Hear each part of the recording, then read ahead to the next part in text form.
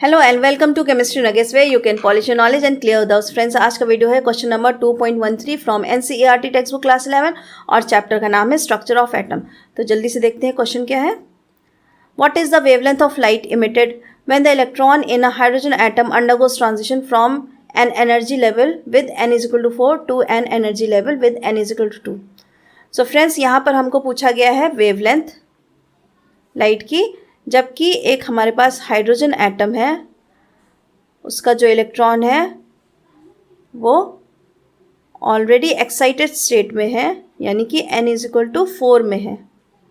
कुछ यहाँ पर है, यहाँ का वैल्यू है n इज इक्वल टू 4, और यहाँ से ये अगर n इज इक्वल टू 2 पे आता है तो n इज इक्वल टू 2। तो पूछ रहे हैं कि वेवलेंथ कितना होगा उस लाइट का। तो पहले हम एनर्जी निकाल लें। अगर n इज इक्वल टू 4 था तो यहाँ पर हम मान लें एनर्जी E2 थी, और n इज इक्वल टू 2 था तो एनर्जी हमारी E1 रह गई है, यानी कि एनर्जी ट्रांसमिट हो रही है, एनर्जी रिलीज़ हो रही है। तो यहाँ पर अगर हम del E difference in energy हो जाएगा minus E2 minus E1।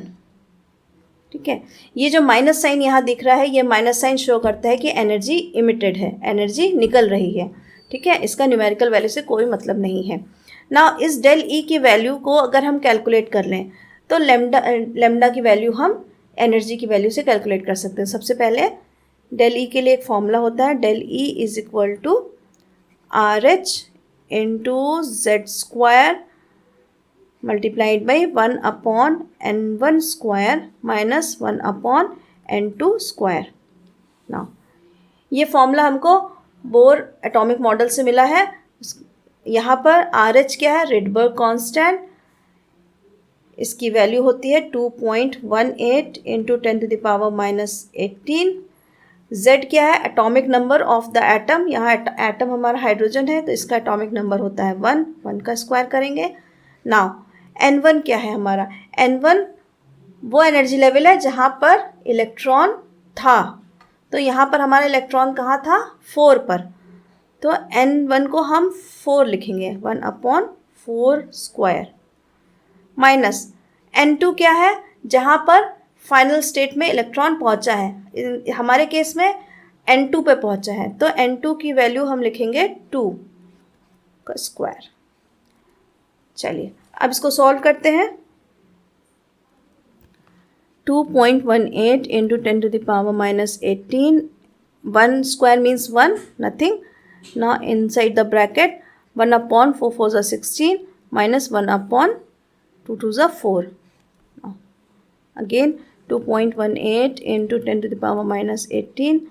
Now 16 LCM आएगा इसका, और ऊपर आएगा 1 माइनस 4। इसको हम 2.18 into 10 to the power minus 18 multiplied by -3/16 solve करके आ रहा है। अब इस -3 को हम 2.18 से मल्टीप्लाई कर दें तो हमारी वैल्यू क्या आ जाएगी, यहाँ पर 6.54 into 10 to the power minus 18 which in turn divided by 16, और ये वैल्यू होगी हमारी माइनस में। ठीक है ना, अब डिवाइड करते हैं 16 से तो हमें मिलेगा -0.408 into 10 to the power minus 18 joule, क्योंकि एनर्जी है जूल में आएगी। अब ये हमारा आंसर आ चुका है, लेकिन थोड़ा और एप्रोप्रिएट कंडीशन में हम डेसिमल को शिफ्ट करा के आंसर बनाएंगे। तो -4.08 into 10 to the power minus 19 joule. -19 कैसे बना, -18 पहले से था और डेसिमल को राइट वर्ड 1 स्टेप शिफ्ट कराया, तो हम -1 ऐड कर देंगे तो ये हो जाएगा -19 टोटल। तो ये तो हमारी हो गई डेल ई या फिर एनर्जी डिफरेंस। ठीक है, लेकिन हमें अभी भी आंसर निकालना है लेमडा में, तो हम चलिए देखते हैं कैसे निकालेंगे। हमारा E इज इक्वल टू होता है HC बाई लेमडा। अब यहाँ से लेमडा की वैल्यू निकाल सकते हैं, lambda is equal to H C upon ई।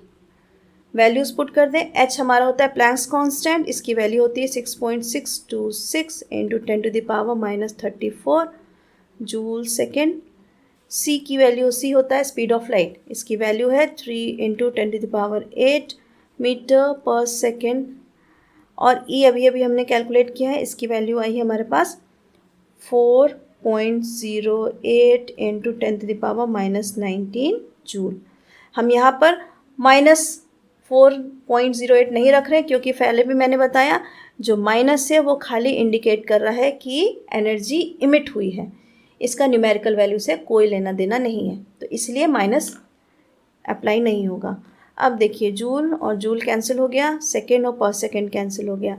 अब हम मल्टीप्लाई करें 6.626 विथ 3 से, तो हमें मिलेगा 19.875 divided by 4.08 into 10⁻⁻34 plus 8 and plus 19 क्योंकि -19 डिनोमिनेटर से न्यूमरेटर में गया तो +19 चेंज हो जाता है उसका साइन।